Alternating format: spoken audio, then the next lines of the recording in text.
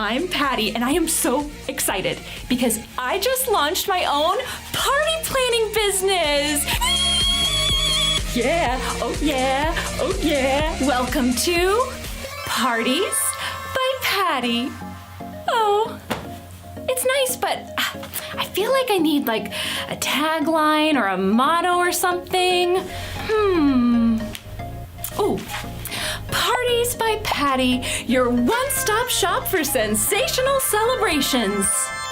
No. Too long. Parties by Pattie. We plan the fun right out of it. Nope. That sounds like the opposite of what we're trying to accomplish here. Parties by Pattie. We plan, you party. That actually might work. I like it. Oh yeah, it's your birthday. Speaking of parties, business is booming. I have so many orders, I had to hire an assistant. You have a deadline at 7 o'clock today. A virtual assistant, that is. This is Alicia. I do virtually everything. Me and Alicia are also like BFFs. As I've told you before, I am incapable of experiencing friendship. Oh, don't you just love her? So today, what are we doing today? Oh, today's client is having an outer space themed event! Woo! An extraterrestrial extravaganza! Here's a question. How do you get ready for a space party? You plan it! I don't get it. Oh, well, because it's a pun, right? Planet sounds like plan it. No? That's okay. We'll work on it. Before I give you the wrong idea, party planning isn't all fun and games. I mean, it is fun. And there are games, but it is hard work too. You have to do some serious research on your party theme. For instance, I've discovered that a real NASA spacesuit costs $12 million. Shh, no talking. Space is completely silent, not even crickets. Groups of stars have super awesome names like Andromeda, Cassiopeia, Centaurus. Those are all names of Galatians. Galatians is a book of the Bible found in the New Testament. Oops, I meant constellations. Although, if you think about it, Galatians would be a great name for an alien species. We are the Galatians. We come in peace. Now, take us to Disney World. We want to ride Space Mountain. But you're right, Alicia. Galatians is a book of the Bible, and I just read it recently for the first time, and I am not kidding when I say the book of Galatians changed my life. It is just, well, out of this world! Did someone say out of this world? Galatians is all about good news, and the good news of Jesus is actually what inspired me to start this business in the first place. I love celebrations, and Jesus gives us so many reasons to celebrate. Hey, I've got an idea. What do you say that we explore Galatians together so I can show you why I love it all so much? Huh? Alicia, clear my schedule. Clearing your schedule would mean canceling the party for today's client. Oopsie, not that. Alicia, clear my schedule for the next 5 minutes. That will disrupt the productivity plan I have created for you, but I'll do what I can. Pulling up Galatians chapter 1. The book of Galatians was written by a man named Paul. He wrote it as a letter and sent it to the church in a place on earth called Galatia. Incoming! It starts off with the usual letter type stuff. Hi, Hi, it's me, Paul, a messenger for God, writing to you, the Christians in Galatia. May God give you grace and peace. But then things take a dramatic turn, and Paul says, I am shocked that you are turning away from God.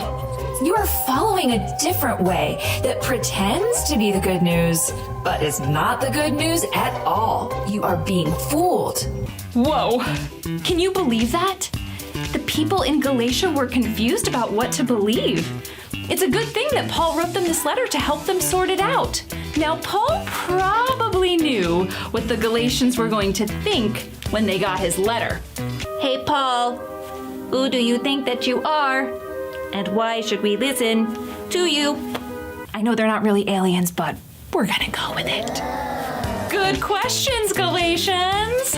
Let's find out. Paul was a leader in the early church. Now, he wasn't like Peter and John, who had been Jesus' disciples. In fact, Paul was kind of the opposite. If you've heard this story before, you might remember that Paul used to be called Saul. Hey, I'm Saul.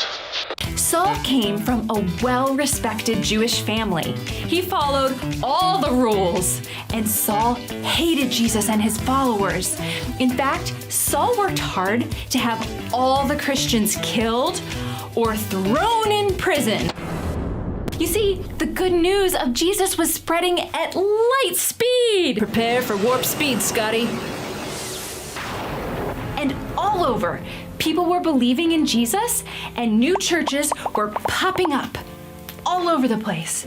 So that meant that Saul had to travel all over to track the Christians down. One day, he was on the road to Damascus when all of a sudden a light from heaven flashed around him. Saul fell to the ground and heard a voice speaking to him. Saul said, Who are you, Lord? I am Jesus. I am the one you are opposing. Now get up and go into the city. There you will be told what you must do. Whoa! All along, Saul thought that capturing Christians was the right thing to do. He thought he was serving God by getting rid of them. Huh! Boy, was he wrong. And now he knew it. He had come face to face with Jesus himself. So Saul got up. But when the light faded and Jesus was gone, Saul couldn't see a thing. He was blind. His friends had to lead him into Damascus. Jesus told him to wait there for a Christian named Ananias to come and heal him. But Ananias wasn't so sure. I'm not so sure about this. I mean, I've heard what a bad guy Saul is. Why would God want me to help someone like that? Ugh. But God knew what he was doing. He told Ananias, Go. I have chosen this man to work for me. He will announce my name to the Gentiles and to their kings.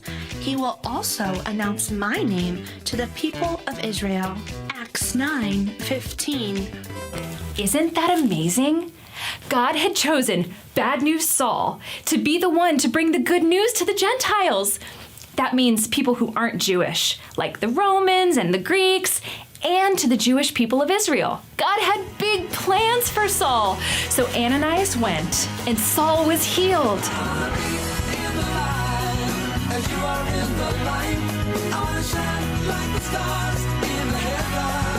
He immediately started preaching about Jesus in the temple and in the streets. Hey guys, come here. I gotta tell you a story about what Jesus did for me and what he wants to do for you. People could not believe it. The good news of Jesus is amazing like that. Because of Jesus, Paul was forgiven. It was like he was a new person.